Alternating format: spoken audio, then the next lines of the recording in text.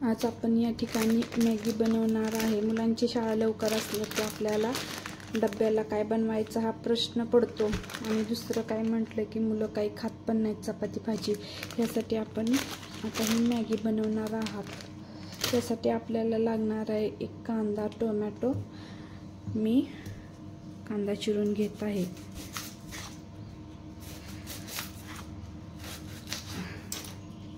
कांदा चिरून होईपर्यंत मी एका गॅसवर ह्याच्यासाठी पाणी गरम करायला ठेवणार आहे।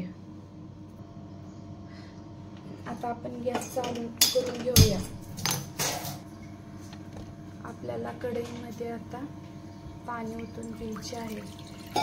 आपण ह्याच्यासाठी मॅगी ही साधारणतः मोठं पॉकेट असल्यामुळे आपल्याला अंदाजे 2 ग्लास पाणी ह्याच्यासाठी लागणार आहे।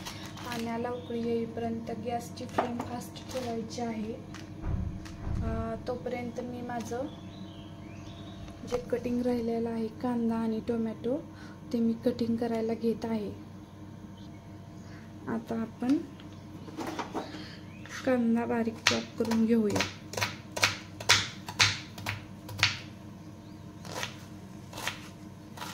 तोपर्यंत आपलं गॅसवरचं पाणी उकळेल आणि त्याच्यामध्ये नंतर मॅगी शिजायला टाकायची आहे।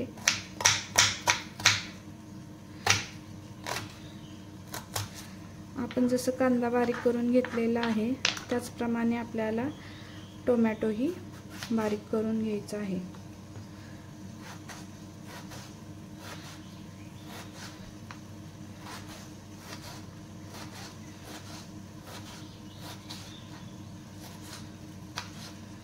आणि नंतर आपल्याला कांदा, टोमॅटो आणि मॅगी मसाला टाकून आपल्याला मॅगी करून घ्यायची आहे। तोपर्यंत गॅसवरचं पाणीही गरम होत आहे। गॅसवरच्या पाण्याला उकळी आलेली आहे। आता आपण हे मॅगीचं पाकीट थोडं पहिल्यांदा क्रश करून घेऊ। त्याच्यामुळे काय होतं, मॅगी पटकन शिजते। त्याच्यानंतर आपण मॅगीचं पॉकेट फोडू। त्याच्यामध्ये मॅगीची मसाल्याची पुडी साईडला ठेवू आणि मॅगी आपण 2 मिनिटं शिजवून घेऊया। शिजवून घेतल्यानंतर आपल्याला त्यातलं पाणी काढून टाकायचं आहे। आता ही मॅगी अशी चांगली शिजेपर्यंत गॅसवर ठेवणार आहोत। तोपर्यंत आपण दुसऱ्या साईडला कढई ठेवून आपण कांदा, टोमॅटो परतून घेऊ। आता मी दुसरी कढई घेतली आहे। त्याच्यामध्ये आपल्याला साधारणतः 1 चमचा तेल टाकून घ्यायचं आहे आणि तेल तापल्यानंतर आपल्याला त्याला कांदा आणि टोमॅटो परतून घ्यायचे आहे। तेल गरम झालेलं आहे। आता आपल्याला ह्याच्यामध्ये कांदा टाकून घ्यायचा आहे। नंतर आपल्याला कांद्याला तेलामध्ये परतून घ्यायचं आहे।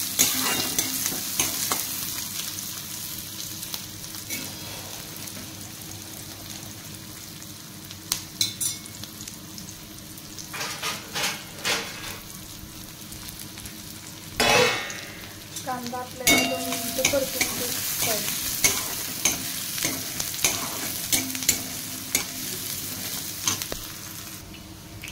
कांदा परतून झाल्यानंतर आपल्याला त्याच्यामध्ये टोमॅटो टाकायचा आहे आणि टोमॅटो पण तेलामध्ये परतून घ्यायचा आहे।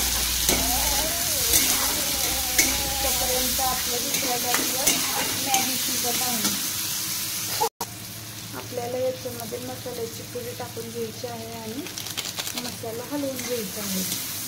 मसाल्याला पण तेलात छानपैकी परतून घ्यायचं आहे। त्याच्यामुळे मॅगीचा वास खूप छान येतो।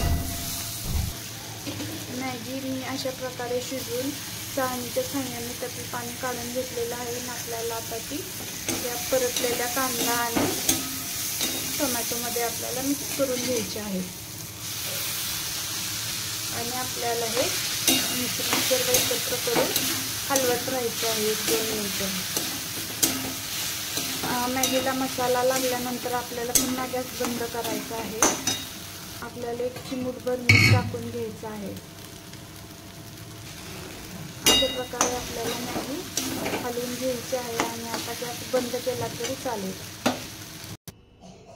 अशा प्रकारे आपली मॅगी बनून तयार आहे. आपण बघू शकता खूप छान अशी झालेली आहे. स्मेल पण खूप छान येत आहे.